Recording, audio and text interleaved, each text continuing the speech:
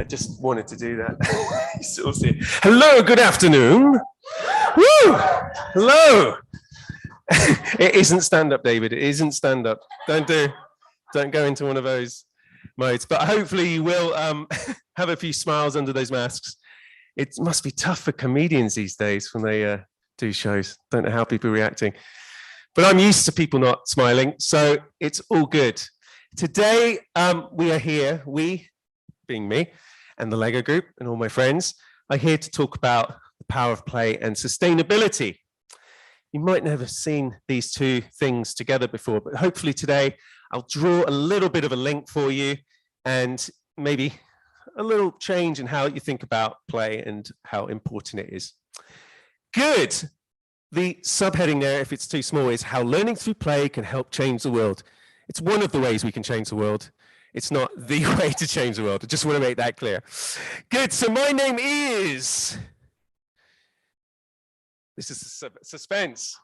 My name is, any guesses? Good. David Falash, and I, as you know, work for the Lego Group, and I'm on the Global Programs and Partnerships team. And I've been there about 6 years, just past my 6th anniversary. And you get a brick with 6 on it, which is very exciting. Just put that on my number 5 brick at home. It goes in order. It's very clever. And I'm very proud of working for a company like the Lego Group who are they didn't tell me to say this, by the way, but they're doing amazing things, and I'm very proud to be part of it.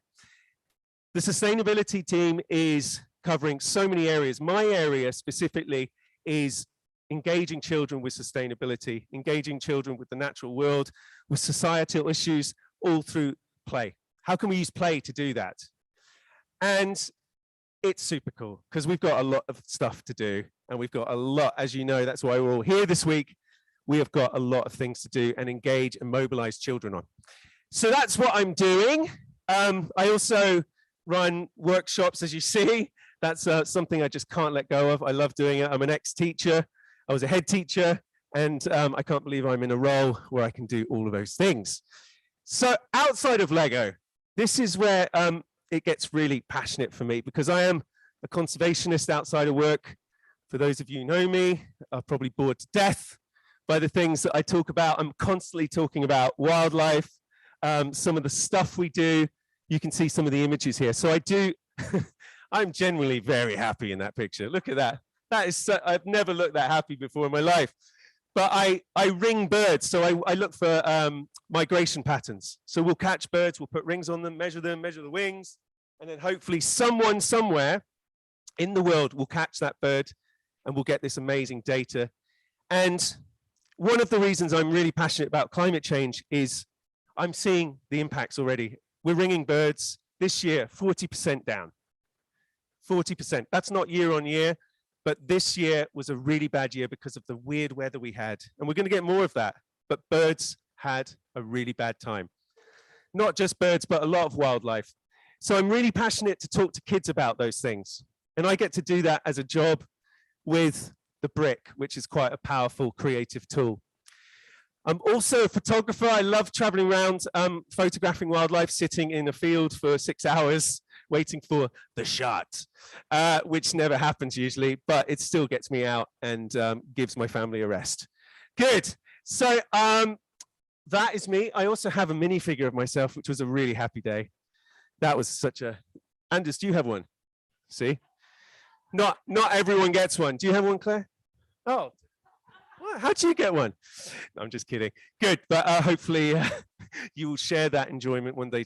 Not if I have anything to do with it, but we'll work on it. Anders, for everyone on the watching online, is behind the mixing desk with our friend there, and we deliberately put him there. Good, right. Let's have a warm-up session. So I want you to engage now. Let's do something playful. We are in COVID times. Usually I'd hand out bricks and we'd have some fun with bricks, but I'm going to do it all digitally. Who here has a good memory? Silent. Tumbleweed. Some of you do, I'm sure. We're going to look at memory game now. This is something called 6 bricks. This is a tool that the Lego Foundation use to give school-age children around the world the tools to do loads of activities. You can do over 400 activities with this tool. Over 400 games. They love six bricks in there. They heard me mention it. And again, good. Six bricks? No. Now this, when you got it hands-on and stuff, so many skills are developed when you use this tool. There's a school in Africa where that's where they started the project. And they gave school children the bricks and they use them almost as a pencil case. They have it sitting in front of them all day and they do these amazing activities. The memory game is basically this, and I'll tell you the end to the Africa story. The memory game is showing you guys a series of bricks like this, taking them away and asking you to build the same as I showed you. Okay, we're not going to do it that way today. But the kids in Africa, the teacher will show them 6 bricks in the morning and say, memorize that. She'll hide them, she'll put them in the drawer. At the end of the day, she says, build it, and they do it. So they've trained their memories so well with this little tool. So we're going to give you a little taste of that today, but I've made it a little bit difficult and one step of complexity. We are going to do it with animals of the same color. So I want you to remember what I show you, not in colors, but in the corresponding animal. Okay? So if it's a red brick, it's a ladybird. If it's an orange brick, it's a tiger. If it's a green, I'm not going to go through all of them. It's okay. So I want you to remember and answer, give me the answer back in animals. And we're going to give it in order, bottom to top. So here would be, okay, it's a ladybird, tiger, snake. You got it? Good. Sorry if I'm condescending. I'm always like, I used to be a teacher, so it's in my nature to be condescending. Just kidding. So let's have a look. I love teachers. Let's have a look at the first one. Are you ready for the first challenge? Here we go. I'm going to show it to you for 3 seconds. Okay, remember, 1, 2, 3. Okay, who wants to answer? What was the order of the bricks? Bottoms up. I think you're right. Ladybird, tiger, frog, round of applause. Well done. How did you remember it? How did you remember? What was your strategy? Colors. Just very good, very good. Mark at the back. Traffic lights. Was it? Yeah, I guess so. Yeah, you're right. I didn't even notice that. Very good. Now let's get it. Let's get, you're an architect. You remember, you have to remember traffic lights to be an architect. Mark is a very old friend, by the way. That's why I joke with him. Good. Challenge 2. Here we go. You ready? Bit more difficult. 4 seconds. 1, 2, 3, 4. All right. Who would like to answer that one? Less people. Claire.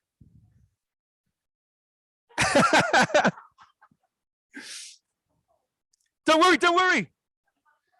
Snake at the bottom, butterfly, and some others in the middle. That's good. Anyone help? Anyone help? Snake, frog. Oh, close, man, close, close. But thank you, thank you. Well done. It's tough, right? Kids put us to shame on this. Really, they really do. Right, challenge 3. Yes, there is one more. Are you ready for this? It's 6 bricks, 6 seconds. Here we go. 1, 2, 3, 4, 5, 6. Stop. Rachel. Yeah?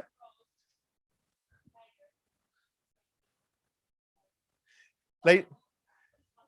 Oh, okay, try again. So we had the beginning, we had ladybird, frog, tiger. Then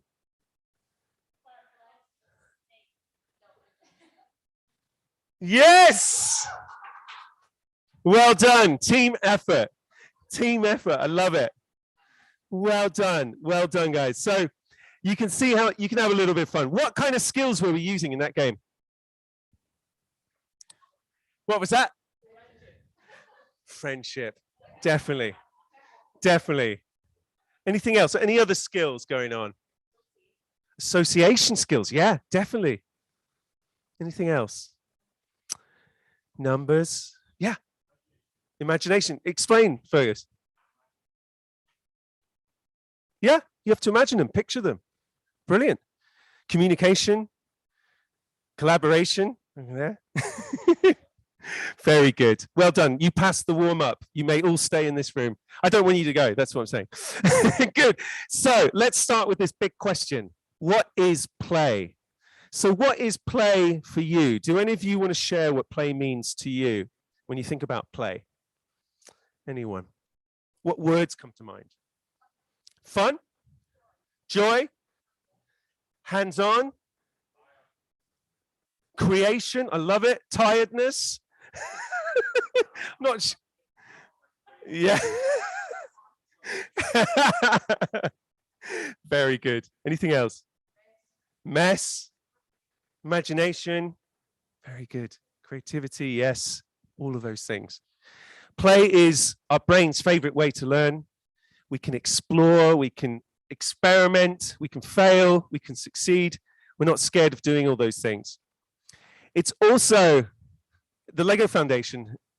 They talk about it being like a butterfly. You have play on one side, on one wing, and you have learning on the other, and it can't move without the two things. Play is really about learning and learning those skills, nurturing all those skills. We're going to explore a little bit in a second. But it's so important. I've spent the last 6 years in Lego Group trying to convince, it doesn't take much convincing inside the company, but some of our colleagues, you know, they need to understand. So what do we mean when we talk about play? And they soon come on board because it really is powerful. And we're going to have a little bit of a look now into why it's powerful. But before we do that, let me read out the definition of play, because it's not all good news. Play is to engage in activity for enjoyment and recreation rather than a serious or practical purpose. Who spots something wrong with that? Is that definition good? It is practical. Yeah, totally. Fergus? It's very serious. Yeah. Yeah. Passion. Yeah, absolutely. There's nothing there. It seems like it's just a nice thing to do when you've done all the important stuff. But play is important. We all know that. I know all of you understand that. But play is in trouble. It does need help. We have things happening like urbanization. Have you heard of that? Yeah. Urbanization is decreasing the number of spaces that children can play in. It's moving communities, different parts of communities apart. It's really tough. We have things like stranger danger, things like that. We can't, who when they were young used to just go out all day and play in forests and woodlands. Yeah. I'd never let my kids do that now. I'm terrified of it. We've just become very risk averse as people. Do you agree? You feel like that? And then we have the education systems. Now, Scotland is an exception. I think they're doing an amazing job with play, thanks to a lot of people in this room pushing it. But other places, maybe a place where I'm from, further south, starts with E, it doesn't, has made a lot of mistakes lately, but we won't go into that. The country I come from is not doing so much for play, but we want them to do more. Play needs help. And hopefully today we'll get a few more advocates amongst you. And today we're going to do a quick exercise now. And Anders is going to do a little bit of screen swapping around. But this is where I would like you to get your phones out and get your cameras on if you have them. And Anders is going to set us up with a QR code. And you are going to scan that QR code and magic is going to happen. We're going to transport you to another land. Look at that. So smooth, Anders. Well done. Well done. So, there we go. Well done. So, can everyone, if you can't reach it, come forward? You got it? Brilliant. Brilliant. Now open it up and you will see some instructions. I would like you to follow those instructions and build the meaning of life. No, I'm kidding. Build a duck. All right. So get onto that. Has everyone got the QR code?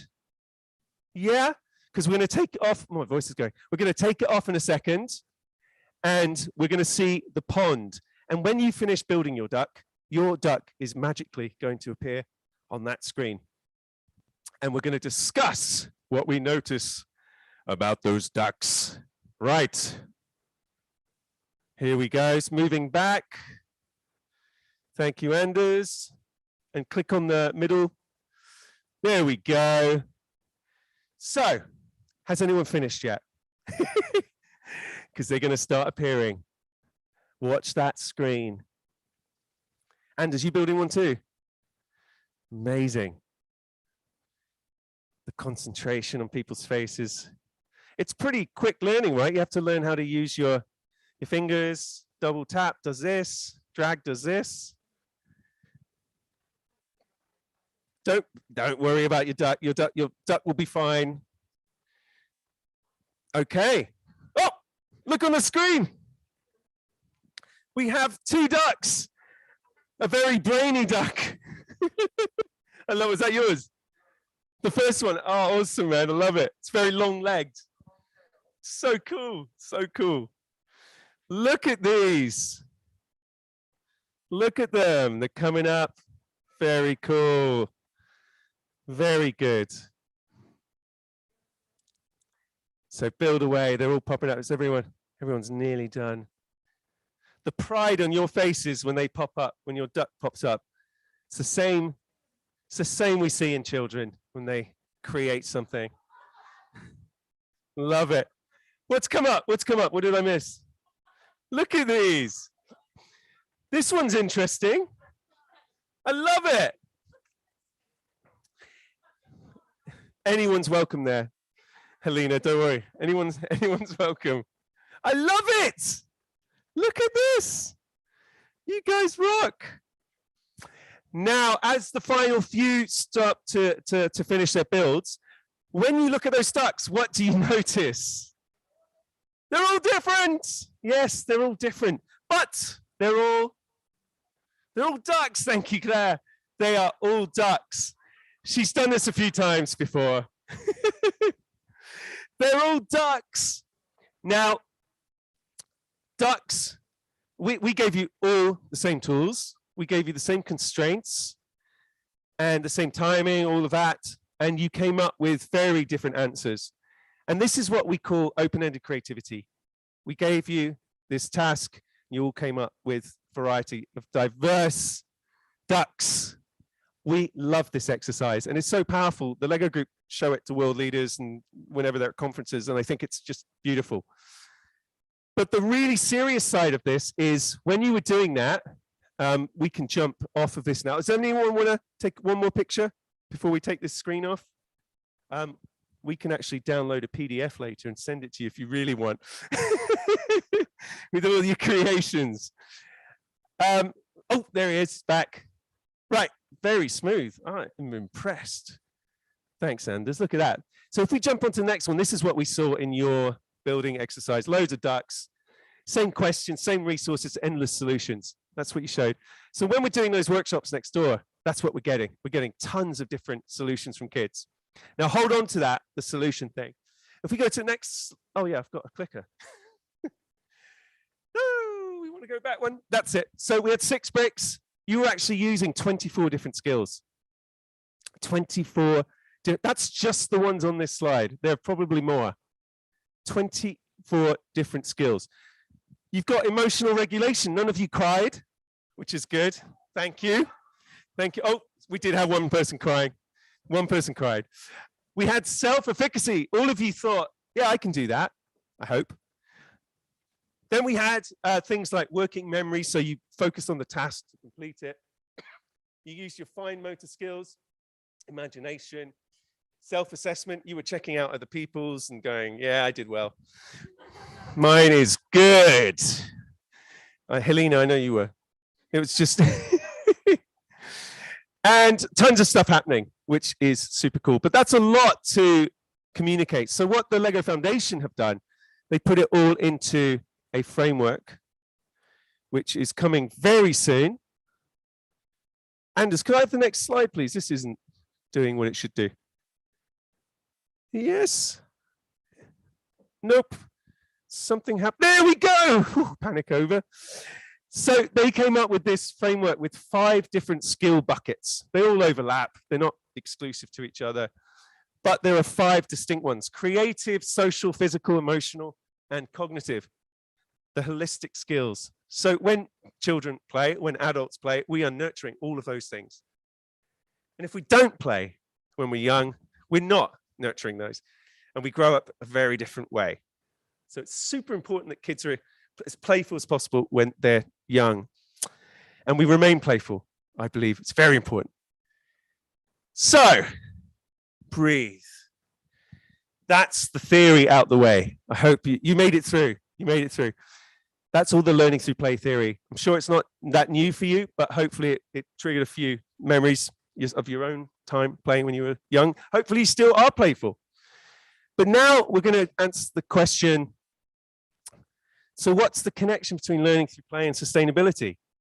Now, I don't have the full answer, but at the Lego Group, we're trying to combine the two to really build legions of change makers around the world that care about the planet, care about people.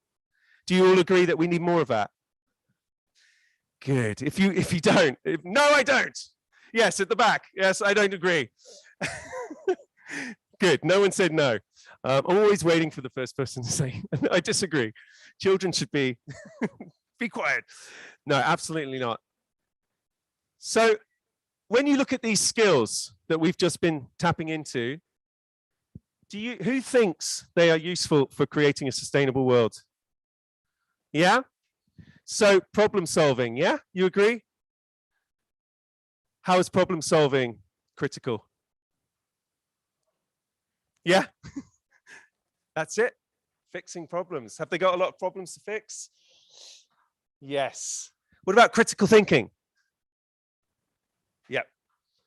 It kind of says what it does on the tin, right?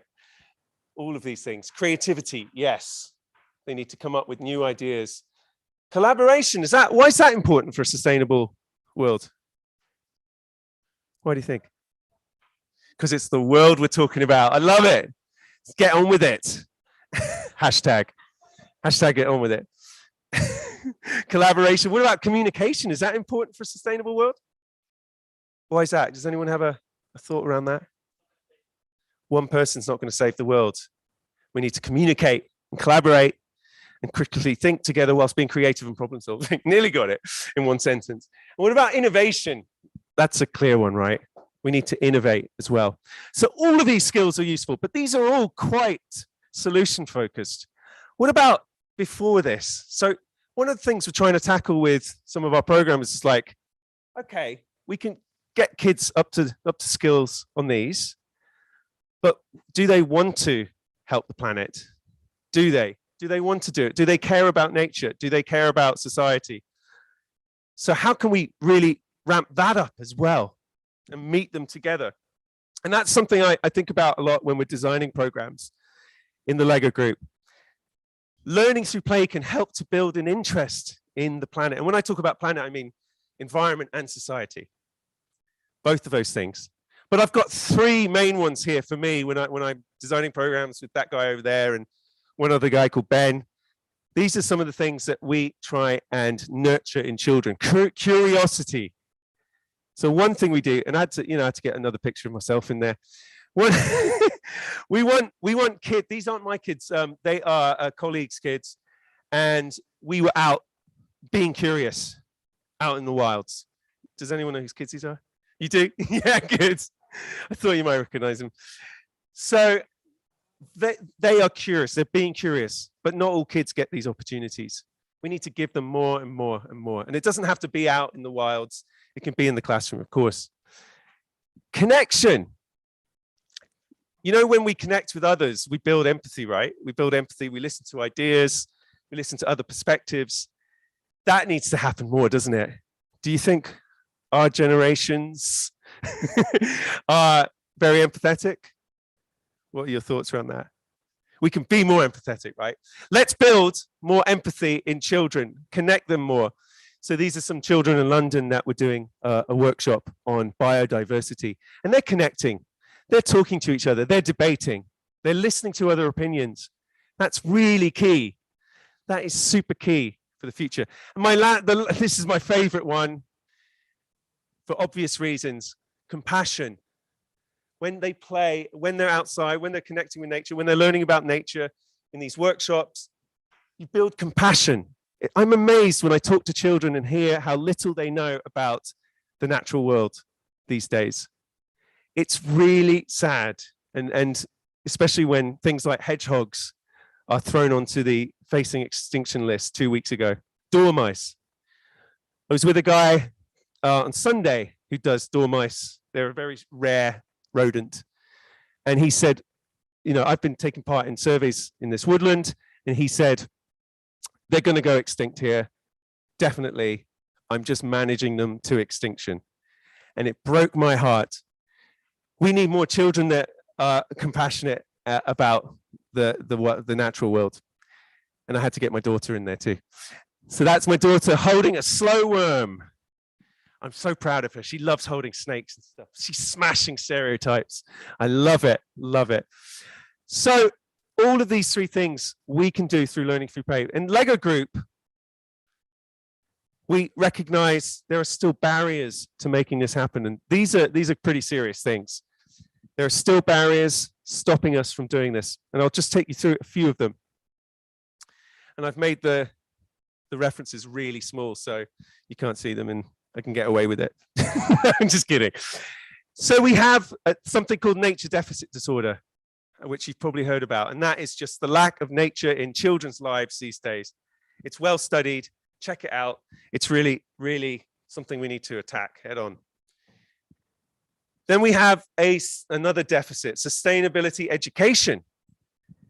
You may know that in education systems, especially in England, where I think I live, education systems don't have enough on sustainability. Why is that?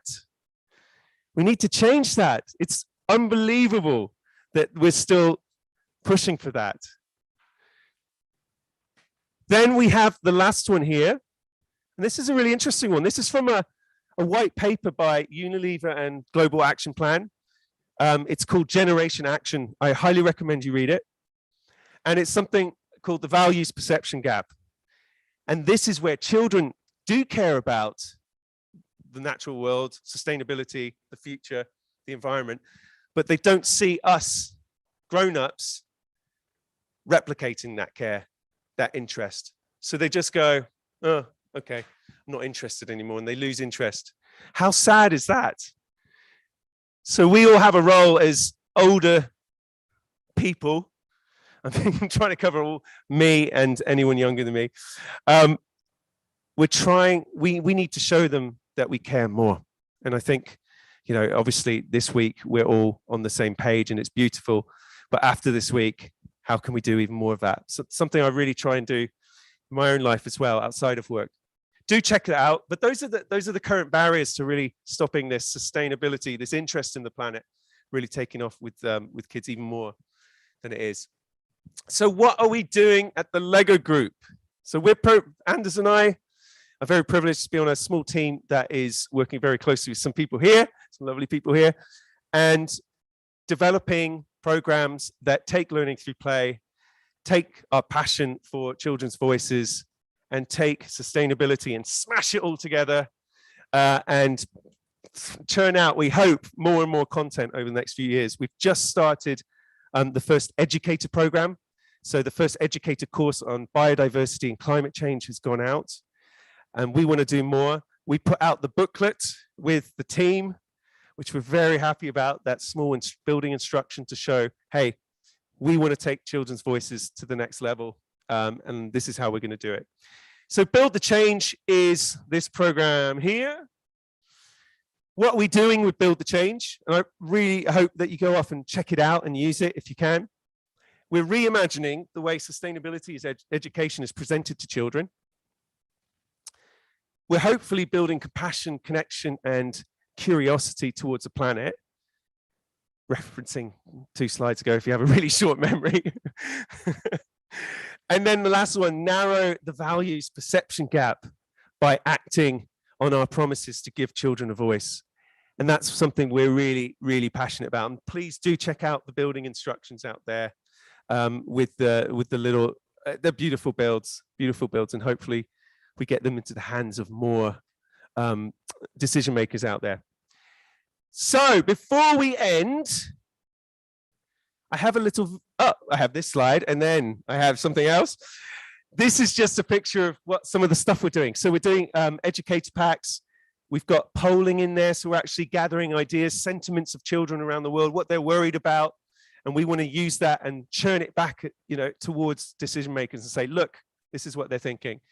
But we're also on apps. We're trying to get light touch content on there. So fun games, interacting. I think one Anders did was, it was a drone and it had to catch carbon, but couldn't catch birds. So you kind of had to move it around on the screen. It's a really simple way to play and learn. And then we have the building instructions there. So to leave you, before we go to maybe some few questions, we have a video, which is, good. I'm always worried. It's really pixelated. We have a video here. Anders, will that just play, do you think? Okay. This is just introducing to you all Build the Change. Great. 1 second. And we'll just get, sorry, 1 sec. We can start that again. So we can take the ducks off now. I was going to say something. Kill the ducks. Quit the quack. That's a new hashtag. Started here. There we go.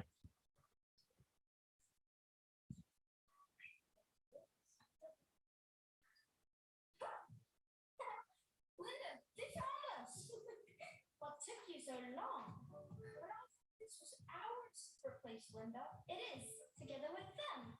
You see, you and I can't build the change ourselves. We need their help. Oh, that's right. We need your help.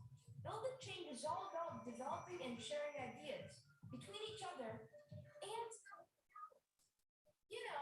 problem solving actual real world challenges. You mean like getting up in time for school? Think a lot bigger. A layout? No, but it actually could be. You mean like the Earth, the environment, exactly.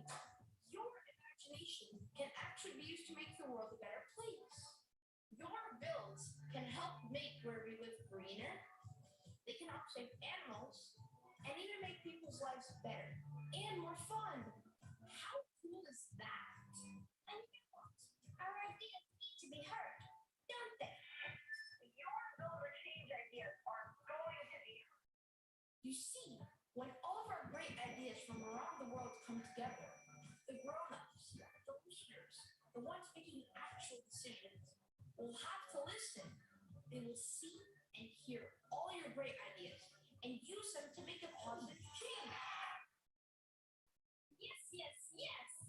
Because your ideas are awesome, you are a great change maker. Before we dig into today's subject, we want to know one thing. Are you ready to build a change? Let's go.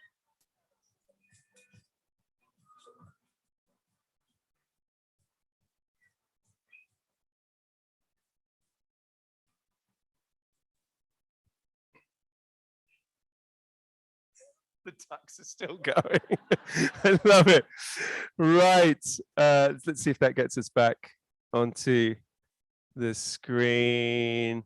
Perfect. Right. That is the end. I hope that gave you a little bit of a taste of how we're kind of smashing up this beautiful world of play with sustainability and really driving, hopefully, a next level of engagement amongst children and adults around the world. Thank you very much. You've been a treat. Thank you. Good stuff. Any questions, if you have any? Don't worry if you don't. Ruth.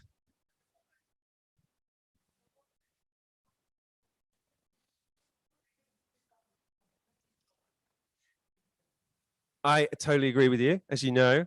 I think, thank you, yes. So how do we deal with failure? How do we help children be more comfortable failing? Well, I think play is the perfect platform to fail, because there should never be any consequences within that playful experience that deter a child from building on it and iterating and developing the next level of skills. So play should be a safe environment. You should feel safe when you play, and risk may come into it if you're playing outside and you're jumping over a stream, but risk should also be celebrated in play, because children can fail, and play is the perfect way to do that.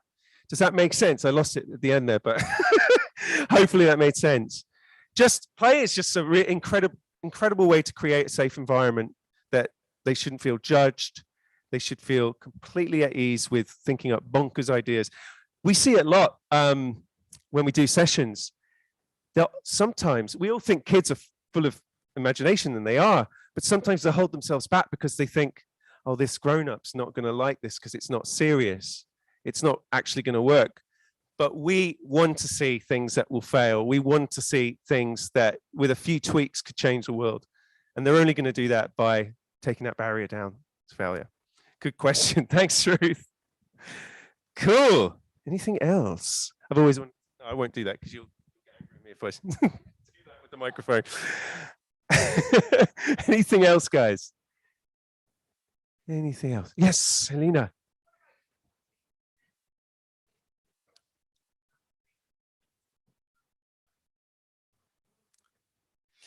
Yeah, that's what I was going to say. That's what I was going to say. So thank you, Helena. One of the great things about Build the Change, how we're doing it now, is all of the courses that we're going to do from now are going to be with experts, topic experts. I forgot what Harry's one's called. Just kidding. So Harry is case in point. We are working with Ellen MacArthur Foundation from now to create a course for young people. So that should be coming out next year, maybe. Is that right, Harry? Good, good. I can't see if you're surprised or not. Do something with your eyebrows. That's it, good, that's better. So we're going to be collaborating with the Natural History Museum, where we're going to look at the Anthropocene, and there's plenty more coming down the pipeline. So that's a really important way to collaborate around this space. Lego Group aren't experts on these topics. We fully recognize that. We have experts in the Lego Group in the area of the environment, one sitting here, and it's just the best way to create resources, right? And of course, we work with people like yourselves to distribute it as well. So we just launched the educator program in the States, and we're working with First Book, who are a big charity over there, and they've got it to thousands of teachers already in the first 2 weeks. I mean, it's brilliant. Scale is very important when we do these programs, right? So collaboration is everything. We can't do that alone. Can't do that. Great. Thank you for that question. Anne.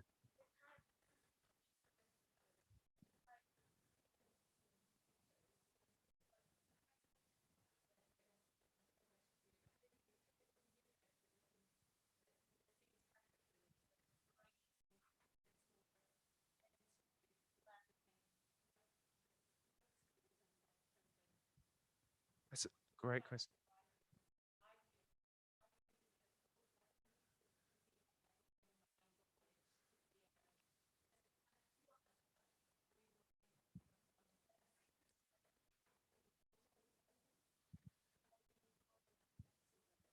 Wow.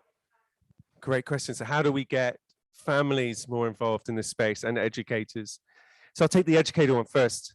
With all of our educator packs, we recognize we did loads of research and worked with educators across the world. And it was really clear that a lot of them are still not comfortable talking about sustainability and the environment. They're not equipped. So how can we expect them to engage kids in a meaningful way? So with our first course, we made an educator guide, which lays everything out. It gives them the facts, just like light touch facts that they can put into their brain and share with the kids. But it also gives them dialogue. How can they talk to the children in the class about these topics? So I was really surprised, were you too, Anders, when we went round and they're like, we just don't get any content like this and we're scared to talk about it. And then you have some of the geographical things. So the environment is, if you look at the States, for example, different parts of the States talk about environmental challenges in very different ways. And I won't go into that. But we had that whole spread as well. So how do we cater for everyone? So educators was one, and then families. The stuff we've done so far, families are strapped for time, right? Parents are so short of time. How can we get them really short experiences that they can do with their kids? We're still exploring that, to be honest, to be brutally honest. We're still working that out.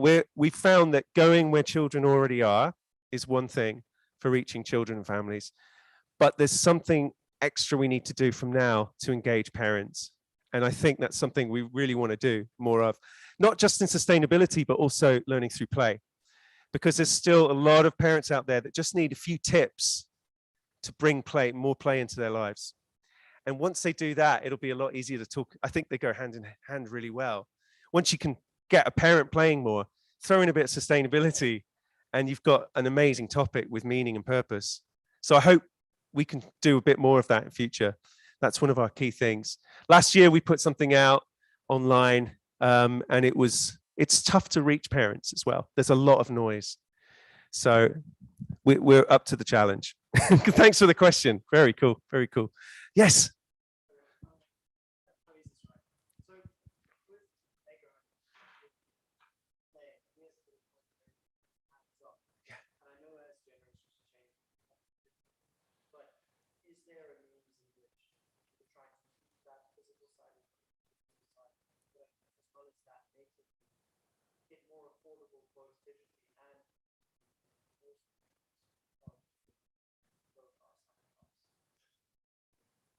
Fantastic and very well phrased.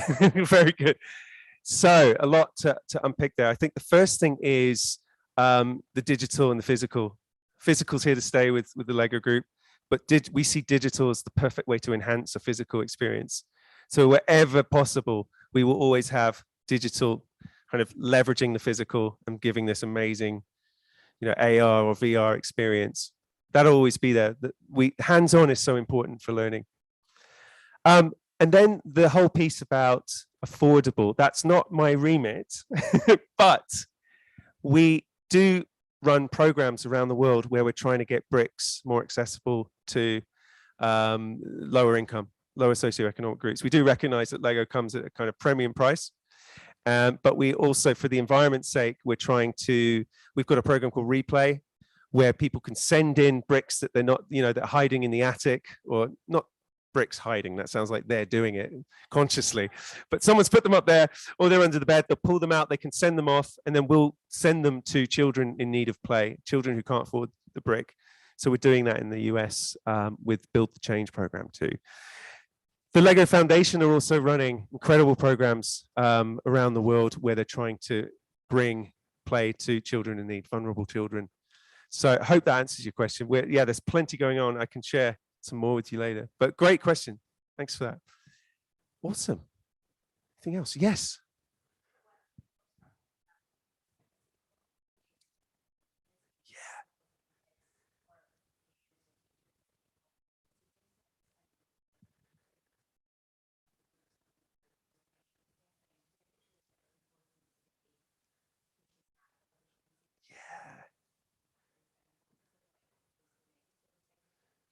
That's a really great reflection. Thank you for that. So you see a lot of positivity. I'll repeat it for the people watching out. There's thousands of people watching. It is very positive. It's all about solutions, hope. You guys have the answers. Get on with it. Hashtag. I totally agree with you on that. Totally agree with you. Just need to broadcast even more and get these things out there and join forces whenever we can to do it. Thank you for that. Good. Anyone else? Excellent. All right, I'm going to have a coffee. I just want to say a massive thank you to these guys for running that. I know I was in and out beforehand. Thank you, Anders, for setting it up so well. And thank you to you for listening and bearing with me for, how long was it? Oh my goodness. Long, you broke the record. Well done. No one's sleeping. Good. Thank you so much. And yeah, I'm around for questions all week. So hopefully see you then. Thank you for all your support. Cheers, guys. Cheers.